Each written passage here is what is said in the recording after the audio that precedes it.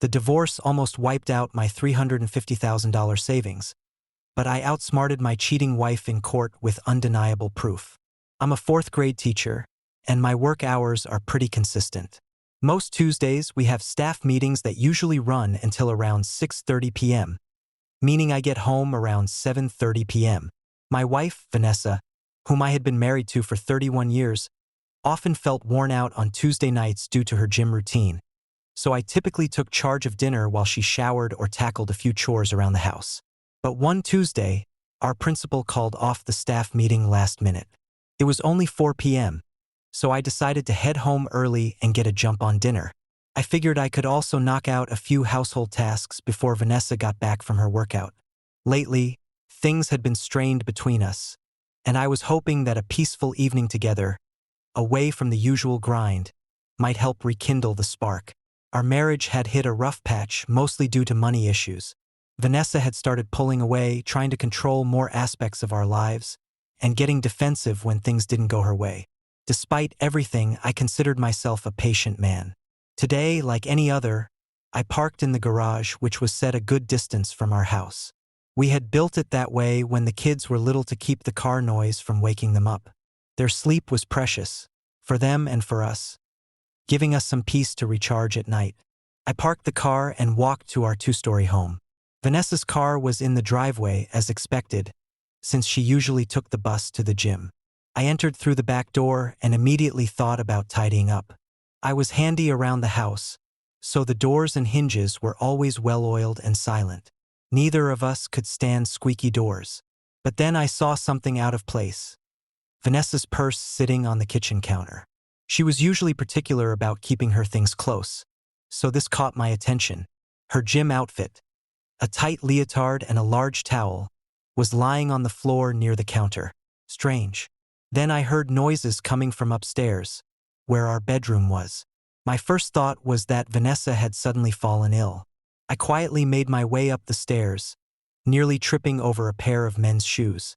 Those shoes weren't mine. As I continued up, I saw more clothes, men's trousers, a shirt, and socks mixed with Vanessa's underwear, the kind she only wore on special occasions like our anniversary. I froze. My skin went cold, and my heart skipped a beat.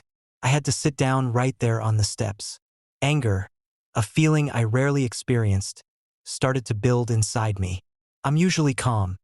Years of teaching and handling kids have taught me patience, but at that moment, I could barely hold it together. Adrenaline surged through my veins as I stood up and continued toward the bedroom. I moved quietly, peeking through the slightly ajar closet door, where I had a clear view of the bed. What I saw was like a nightmare, but I couldn't tear my eyes away. The moans and groans I'd been hearing confirmed what I already feared. I grabbed my phone and began recording. I needed proof, something to look at later to remind myself that this wasn't just a bad dream. This video would serve as evidence when I confronted Vanessa. I couldn't stop watching the scene. My wife, the woman I trusted, the mother of our grown children, betraying me in the most brutal way. I turned off the camera, quietly left the house, and started walking.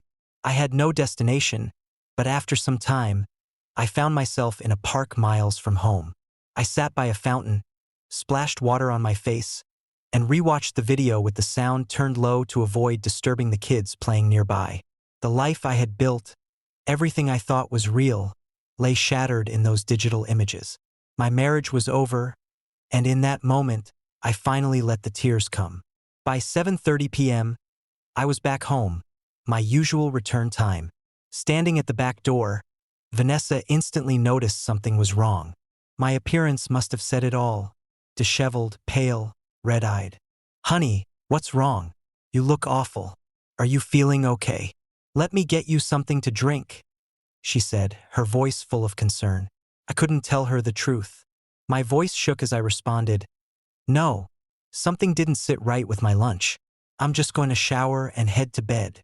"Okay, sweetie, but take a container in case you throw up.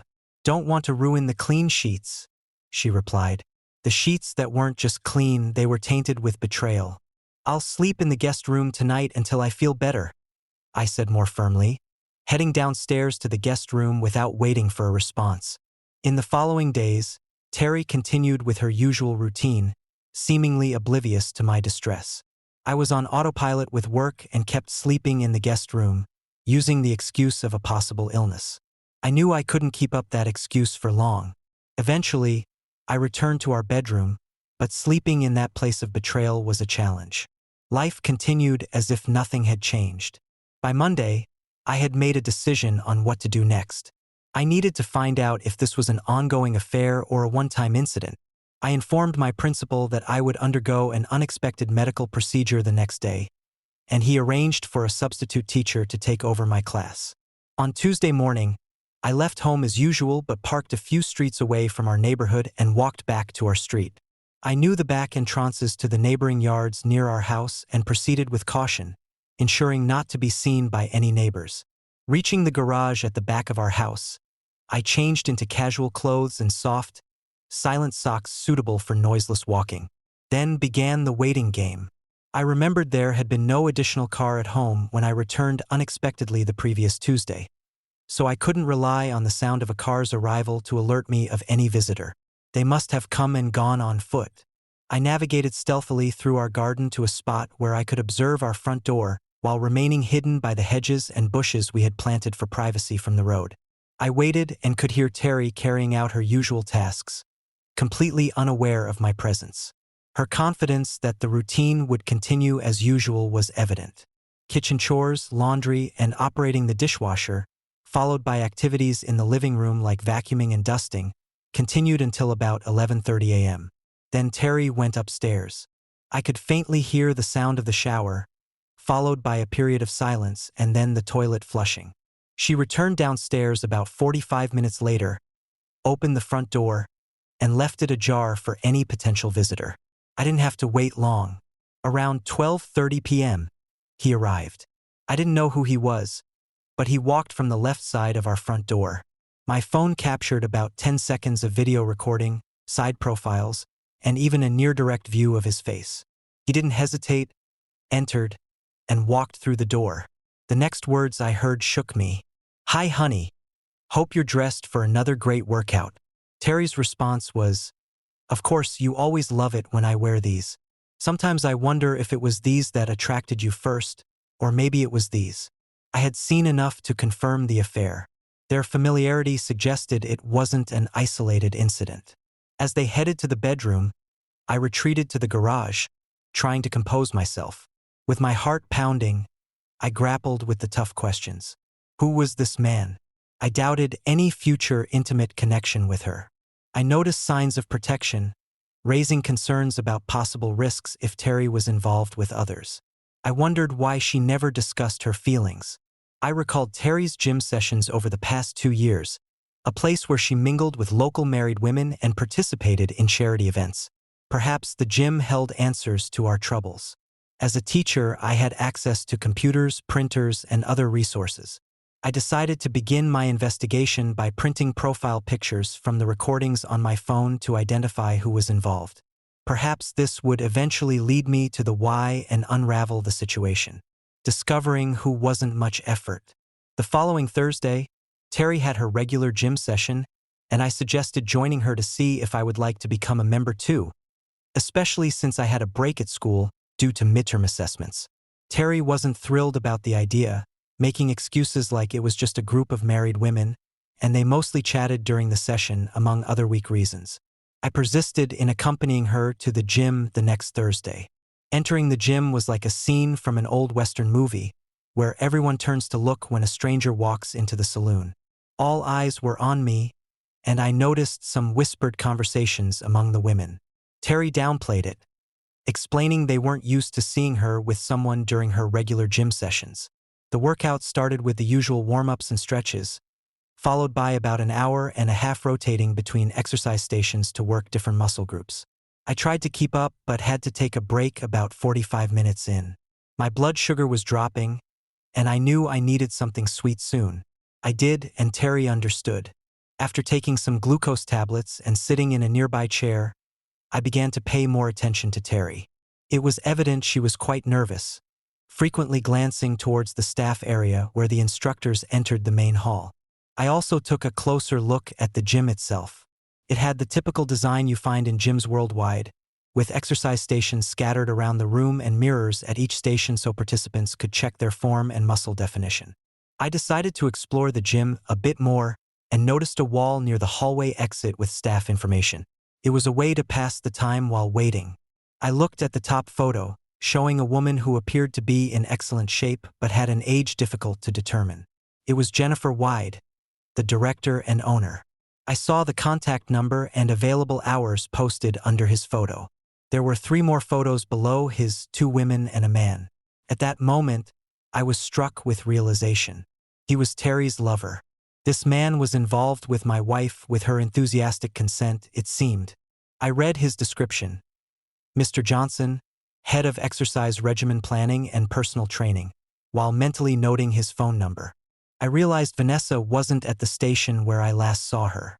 Returning to my seat, I scanned the room, checking each workout station carefully. After a few moments, I spotted her in what looked like a tense conversation with a man, partially hidden behind the weightlifting equipment. He stood near the staff entrance, and it seemed like Vanessa was blocking him from going in. She gestured for him to leave and then quickly hurried back to her workout, completely unaware that I had seen her talking to him. I was furious, a sensation I wasn't used to. When Vanessa came back over to me, she noticed something was off. "Are you all right? You took a while to get your blood sugar under control," she asked. I responded, "Yeah, I'm fine now. Let's head home." Before she could reply, Miss Tina Watson's voice came over the gym's sound system. She announced that the final exercise session wouldn't be happening because Mr. Ted Johnson had suddenly fallen ill and had to leave early. A few of the women groaned in disappointment. It was clear his session was a crowd favorite. I couldn't help but think, this needs looking into. Vanessa said nothing after the announcement, but there was a clear look of relief on her face. "Let's go," she said quickly, gathering her towel and bag from the storage area. Just as we were about to leave, one of the women I didn't recognize at first approached us. "Too bad Ted couldn't wrap up the session like usual tonight," she commented. Vanessa gave her a short, "Yeah," before hurrying off toward the car, obviously wanting to avoid further conversation. "See you, Vanessa," the woman called after her, but my wife didn't look back. She hopped into the car faster than I'd seen her move in a while. The drive home was mostly silent. Vanessa seemed oddly relaxed, tilting her head back with her eyes closed, taking slow, deliberate breaths. I couldn't help but notice the subtle changes in her demeanor. Maybe now that she seemed calmer, I could learn more about what was going on. "That was an interesting workout session," I said, testing the waters. "It's no wonder you're in such great shape with those well-organized routines."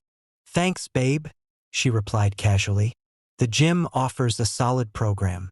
The other women are pretty friendly too." I decided to probe a little deeper. "What about Mr. Johnson?" She corrected me quickly, almost too quickly. Ted Johnson. He usually wraps up the sessions with an intense routine that really pushes us. It's disappointing that he wasn't there tonight." I bit my tongue, thinking about how she was so committed to the charade about this man's dedication to fitness. "Maybe next Thursday he'll be feeling better," I replied, though the thought of their next session gnawed at me. Thursday rolled around, and I knew it was time to act. During the school week, I had been assigned to supervise the pickup line, where teachers make sure the kids safely get to their parents' cars. It's always a chaotic time, with kids excitedly trying to spot their parents and parents inching forward in a line of cars, hoping their kids are ready when they reach the front.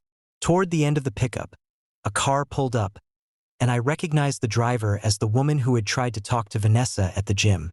"Hi," she greeted me with a smile. "I'm still new to this whole pickup routine and totally lost track of time. Is my son Carl here?" We're used to situations like this, especially with new parents, so I reassured her. While the other teachers managed the remaining kids, I headed inside to find Carl, who was chatting with another teacher's son. "Hey, Carl," I said. "Your mom's here to pick you up. Let's go." Carl looked a bit surprised. He was in his last year of elementary school and didn't seem like the type of kid who'd forget something like pickup. "That's weird," he said, puzzled. My mom usually gets held up with her gym instructor on Friday afternoons. She's picked me up late before, sometimes not until 5:30. Hearing him mention a gym instructor sent my suspicions into overdrive. Keeping my voice steady, I tried to continue the conversation casually. "Oh, it's great your mom stays active. Exercise is really important. Do you know the name of her instructor by any chance?" I hoped, more than anything, that his answer wouldn't confirm what I was already dreading. "Oh, his name is Johnson or something like that," Carl replied casually. "He works at a local gym and also does private lessons at people's homes. That's what I want to do when I grow up." My mom loves her Friday afternoon workouts with him. She always seems so relaxed and happy when we get home. It's great. We usually get takeout on Fridays because mom doesn't have time to cook after her session. I thought this can't be real. It seemed like Mr. Johnson had his hands in more lives than just mine. After escorting Carl to his car, where his mother waited, she thanked me for my help. "No problem at all," I said with a smile. "It's part of the job. By the way, I don't think we've met before. I'm Ryan Dean, but the kids call me Mr. Dean." "Nice to meet you," she said, shaking my hand. "I'm Mary Harris. I remember seeing you at the gym last Thursday." "Yeah," I replied. "I was there with my wife, Vanessa." Her demeanor changed instantly. Moments earlier, she had been a mother apologizing for being late. But now she looked pale and uneasy. She stammered, "Oh, yes. Well, I'll see you around, Mr. Dean. Goodbye," and hurried off, clearly flustered. That brief encounter confirmed it for me. This Mr. Johnson was a problem far bigger than I originally thought. My future, once imagined with Vanessa, was starting to look bleak. It was time to take control, and revenge became my driving force. I began meticulously organizing all the critical details of our shared life. Bills, accounts, insurance information, and everything else that often goes unnoticed in a marriage. My research revealed that we had nearly paid off our mortgage, and my retirement account had grown impressively to about $350,000 thanks to the teachers' union. Mandatory contributions were a safety net I hadn't fully appreciated until now. As I dug deeper into our finances, it became clear that we'd have to split everything equally if it came to that. Our kids were grown and financially independent, and we had about $30,000 stashed away in a travel fund for a big trip that was now out of the question. I needed to drain that account as quickly as possible before Vanessa caught on. So, I sabotaged a few home appliances, disconnecting wires here and there when she wasn't around. Then, I'd claim a repairman had come by and charged a certain amount, always in cash, of course. I would pocket the money and fix the appliance myself later. Over time, I managed to save up around $20,000 this way. I also bought various tools and gadgets, paying in cash, then returning them for refunds after showing them to Vanessa as new purchases.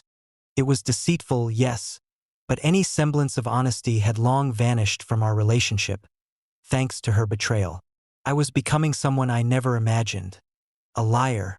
Vanessa continued her Thursday sessions with Johnson, and I stopped trying to engage in any sort of intimacy with her. We coexisted as housemates, nothing more. Slowly, I packed my personal belongings into boxes and stored them in the garage. Vanessa rarely went in there, so she didn't notice the gradual disappearance of my things. When she did ask about a few missing items, I brushed it off, saying I either broke them or didn't need them anymore. She accepted the explanation without much concern. As I moved more of my stuff into the garage, I realized how much of my life had been influenced by her choices. Everything from the decor to the color schemes. I had allowed myself to fade into the background, but that was ending. I withdrew as much as I could from my retirement fund and bought a small house on the edge of town. It was modest, just 2 bedrooms with a small yard and a garage, but it was close to my job, and I could comfortably afford the mortgage payments even on half my salary. It wasn't anything fancy, but it was mine, and I preferred it that way. You'd be surprised what kind of deals you can find when you're not chasing the latest trends. With my plan in motion, I continued to quietly move my things into the new house. Furniture wasn't an issue. I found everything I needed at second-hand shops. Now, it was time for those involved to face the consequences. I reconnected with Mary Harris during another school pickup. Carl was one of the last kids waiting, and she showed up looking more distraught than before. Her eyes were red, and she seemed like she'd been crying. As a teacher, I had been trained to recognize these signs. It wasn't hard to see that something was wrong. "Mr. Dean, can I talk to you for a moment?" Mary asked, her voice filled with anxiety. "Of course. It looks like the last of the kids have been picked up. So why don't you park over there and meet me at my usual spot?" I said, referring to the benches near the school as my makeshift office. She parked her car while Carl kicked a soccer ball around nearby. We sat on a bench, the afternoon sun casting long shadows across the pickup area. "I don't really know where to begin," she started, clearly struggling with her words. "I'm not sure how much you know about what's been happening at the gym." I looked at her intently and replied cautiously, "I know my wife Vanessa enjoys going there. It's been good for keeping her active and in shape." Mary hesitated, then took a deep breath before continuing. "There are things you need to know about what's really going on." Sensing where this conversation was headed, I leaned in a little and asked, "Is this about Ted Johnson?" She nodded emphatically. "You have no idea how involved that guy is." "I think I might have an idea," I said, my voice steady.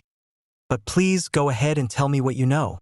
With more confidence now, she continued, "He's a womanizer, targeting a lot of the regulars at the gym." When I asked her how she knew, tears welled up in her eyes. "Because I was one of them," she admitted, her voice cracking. "Up until last week, we were meeting every Friday at 12:30. She paused, looking up as though replaying those memories in her mind. I glanced away too, thinking about those same times, wondering what had really been going on during those hours.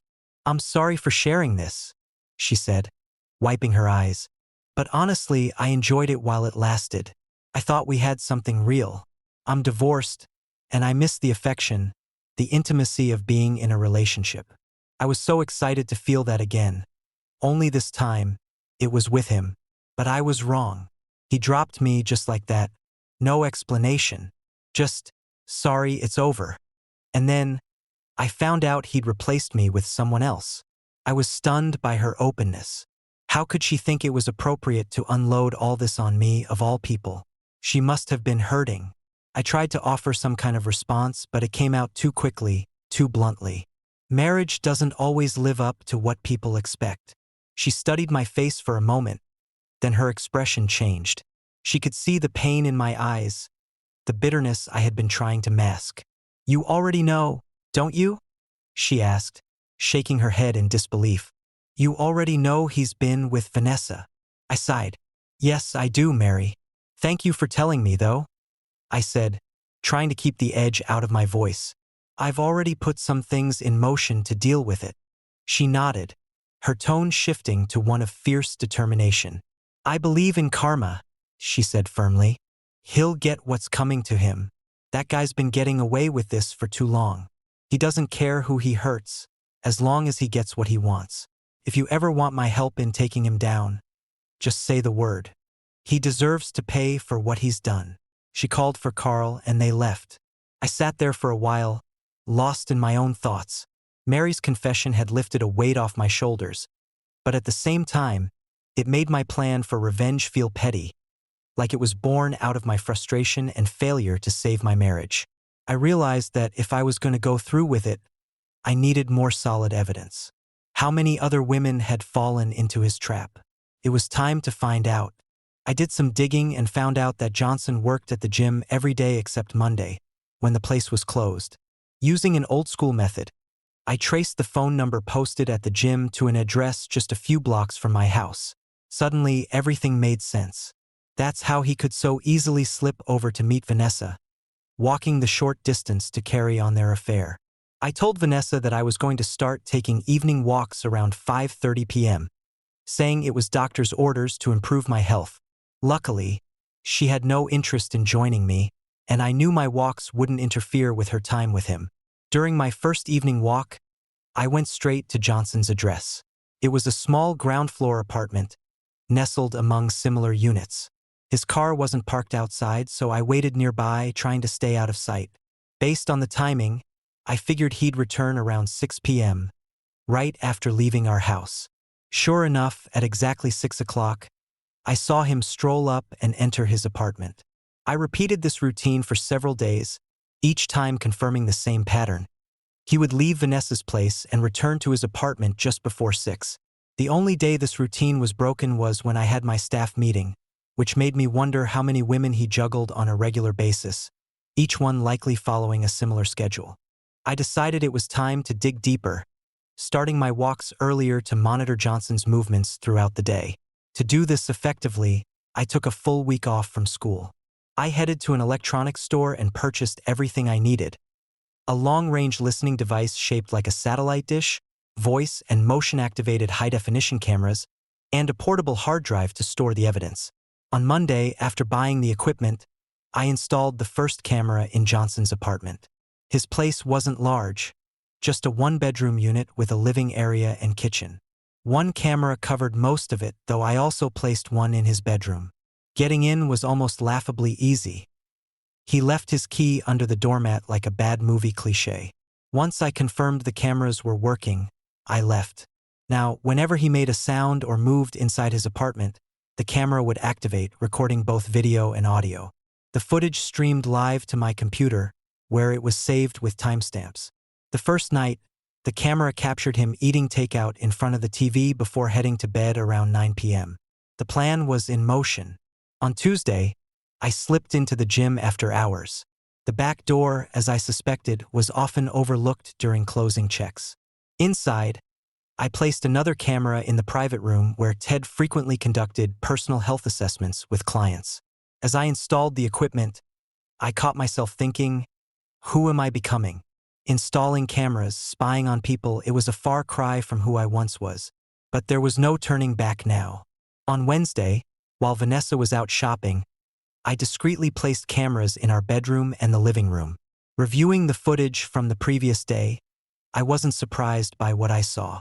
Ted left his apartment early, only to return with breakfast in hand. I couldn't help but think, this guy's too lazy to even make his own breakfast. He stayed in his apartment until the gym opened and left at around 10:30 a.m. During that time, he made an interesting phone call. "Hey Julie, it's Ted. You already left? Okay. See you at 12:30 at your place. Don't forget to bring what I asked for." "Yeah, I'll be careful. No one will see me come in. You said he's out of town for 3 days? Perfect. I can come Thursday and Friday too. We'll talk later." After the call, he practically skipped out of the house, looking far too pleased with himself. I couldn't wait to see how he planned to explain all this to Vanessa. On Thursday, I set up my makeshift command center in the garage, waiting to see what the cameras would capture. Sure enough, Johnson's feed came through. He woke up, went out for breakfast again, and made a call, this time to Vanessa. I could hear everything. "Hey, it's Ted. How's my favorite girl feeling today?" Vanessa's voice came through the feed, wary but affectionate. "Ted, don't talk like that on the phone. You never know who might be listening. My husband's at work, so we're still on for 12:30. Meanwhile, Mary had been more than willing to help me compile a list of other women Ted had been involved with. Within a week, she handed me names and addresses. To my dismay, Vanessa's name was right there on the list, alongside several others. By this point, I had emotionally checked out of our home. It no longer held any value for me. Vanessa even mentioned how the house felt emptier lately, and I simply told her I'd been clearing out my belongings. She didn't question it, as it didn't affect her things and gave her more space. I quietly moved the rest of my stuff to my new house, leaving behind only what was necessary to keep up appearances. I consulted with a divorce attorney, and we had the papers ready.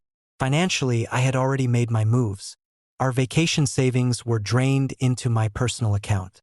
I kept meticulous records of every fake repair and expense, all neatly organized in case they were needed as evidence. I updated the beneficiaries of my retirement account to our children and withdrew as much as I could. New bank accounts, new credit cards, new insurance policies, all in my name.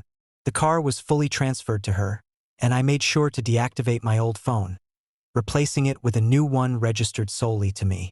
Then, I compiled detailed packets for the husbands and partners of the women on Mary's list. Each packet included dates, locations, and all the evidence they needed to know about Johnson's involvement with their spouses. I also included the address of the local sexual health clinic, just in case. I sent a letter to the gym's owner, advising them it might be a good time to have a serious conversation with their head instructor. On the kitchen table, I left the divorce papers, along with photos printed from the surveillance footage of Ted and Vanessa together. I also left DVDs of their encounters, along with my wedding ring, cut in half and covered in something unpleasant. A note was attached. Vanessa, this ring symbolizes the mess our marriage has become. Don't contact me unless it's through the attorney listed in the divorce papers. I've asked the school to restrict your access, so don't try contacting me there. Any disturbance could lead to police involvement. I also informed our children, making sure they understood why this breakup was happening. I drove to my new house and waited for the inevitable fallout. Sure enough, local newspapers soon reported a scandal involving a nearby gym. The gym owner had to close down the business and leave town. As for Johnson, he was found beaten in an alley, likely by an angry group of husbands.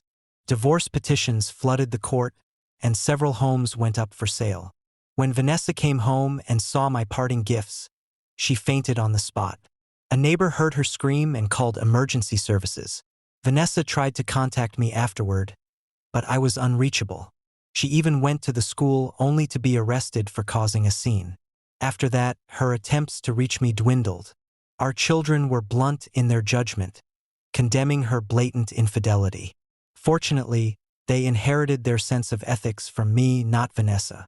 The divorce was finalized without much trouble, and she had to sell the house, using the proceeds to buy a smaller one on the outskirts of town. She now lives alone, haunted by her reputation as one of the infamous gym women. Every time she goes into town, she faces whispers and judgment.